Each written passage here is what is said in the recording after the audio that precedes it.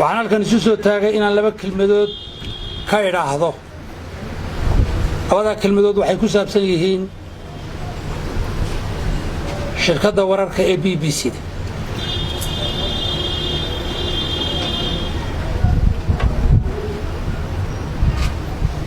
markii aanu wax badan wada hadalnay ummadda reer Somaliland qof kasta goob kasta iyo meel kasta oo uu joogo uu soo gaarsiiyay fariin ah inay magacii ummadda reer Somaliland meel adag oo aan la qaadan karin ay dhigtay hay'adda BBC-da laanta afka Soomaaliga markay magacii ummadda reer Somaliland hoos u dhigtay markay lumisay dhexdhexaadnimadii ay u haysay dadyowga af Soomaaliga ku hadla markii ay ka hortimid qarannimadii jamhuuriyadda Somaliland 65 sanadood oo ay shaqaynaysay oo ummadda reer Somaliland u shaqaynaysay iyadoo duruufo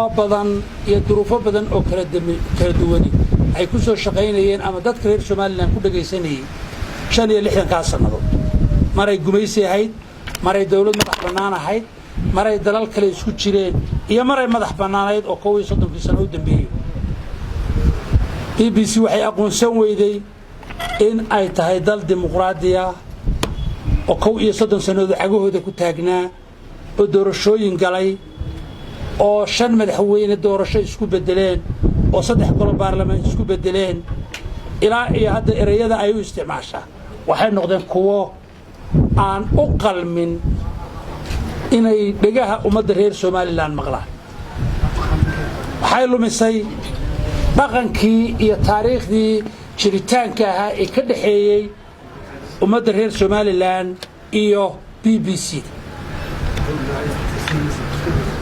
laga bilaabo maanta oo ah taariikhdu maanta tahay 18 bishii 7 19 bishii 7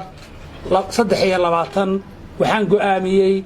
in dhammaan wax alla wixii shaqo ah ee ay BBC-du Somaliland u haysay in la hakiyo ama la joojiyo cid walba iyo xafiis walba iyo mas'uul kasta oo qaranka ka tirsanina sidaas ugu soconaya ummadda reer Somaliland dhagahoodu waxay nagu badiyeen inaanu BBC-da ahayn BBC-da la dhageysan jiray ee ay tahay BBC ka duwan tii ummadda reer Somaliland la jaan qaaday 65 sano fakarka BBC-da loo abuurayna waxay ahayd markii aynu ahayn Somaliland Protectorate oo Ingiriisku xukumi jiray cidda afka Soomaaliga ku hadashay ee Ingiriisku markaa xukumaana ee toos u hoostagtaana waxay ahayd ummadda reer Somaliland dhaqan ahaan iyo culture ahaan iyo in la abuuro hay'adda BBC-du waxay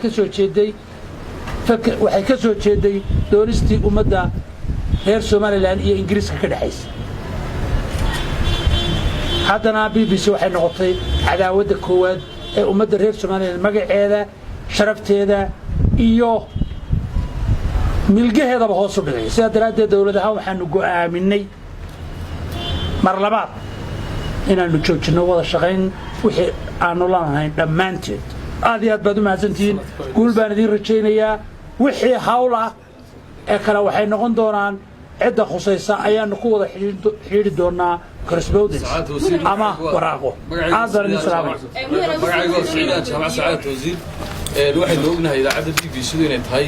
idaacad Somaliland ka shaqaynaysay muddo dheer si sharciyan uga shaqaynaysay maxay tahay sababta maanta aad shaqadeeda u hakiseen warbaahinta ma loodahay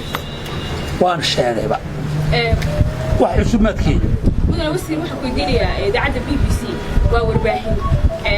ayaamihii dambeeyay kamaynu daawanayay idaacadda BBC ama kamaynu arkin wax lid ku ah Somaliland waxaad sheegtay halkaaga aad ku dartay inay aqoonsan weydii Somaliland iyadoo dawladda Ingiriiska maaha waa warbaahintu si dal aqoonsanaa anagu aqoonsiyada kama rabnay qaabka ay u shaqaynayso ay magacii ummadda reer Somaliland hoos u dhigtay sharaftoodii iyo karaamadoodii waxaanuna ku shaqaynaynaa fikirka iyo doonista ummadda reer Somaliland guul baan idin rajaynayaa